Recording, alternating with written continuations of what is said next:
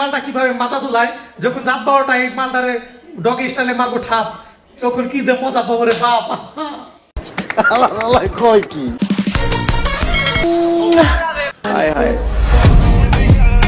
যা তোর গার্লফ্রেন্ডের কাছে বিচার দিয়ে যা দুষ্টু মেয়ে, গার্লফ্রেন্ডের কাছে বিচার দেবো কেন? আমি তো মজাই পেয়েছি।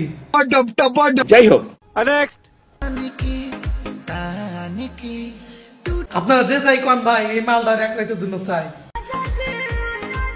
এই মালটা কিভাবে মাথা ধুলায় যখন রাত 12টায় মালটারে ডগ স্টাইলে মারবো ঠাপ তখন কি যে মজা পাবো রে বাপ।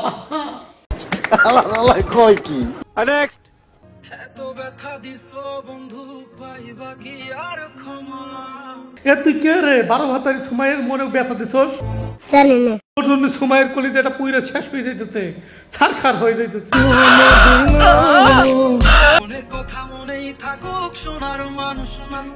আরে বুকটা ফাইটে যায়, সময়ের মনের কথা শোনার মতো কোনো লোক নাই। আহা আল্লাহ আমাকে তুমি উঠায় নাও। আমায় চেনার মানুষ নাই, আবেগে আপ্লুত সময়ের চেনার মতো মানুষ নাই, আমায় বোঝার মানুষ নাই।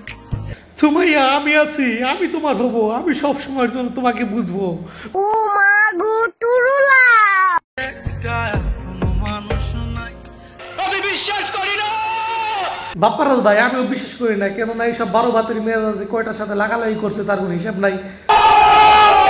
আর এরা প্রেম করে তো আনলিমিটেড, এরা যতটা জামা কাপড় না চেঞ্জ করে তার থেকে বেশি বয়ফ্রেন্ড চেঞ্জ করে। নিঃসন্দেহে তুই ঠিক কথা বলেছিস।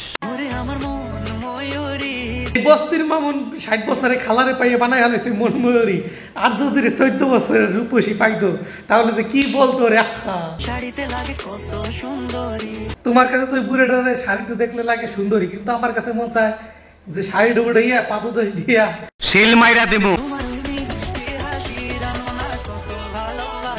মানে কি বলবো? কি আর বলবেন পাবন কাকু, শেষে এতটুকু বলতে চাই মাছের ভালোবাসা থাকুক অটুট। যাই হোক আজকে 7 বছর পর কান্না করার সুযোগটা পেয়েছি। ওবায়দুল কাকু আমি বলতেছি কোথা থেকে এলো এরা? এরা এসেছে ফরিদপুর জেলার ভাঙ্গা থানার কাপুরের শুধু গ্রাম থেকে। যাই হোক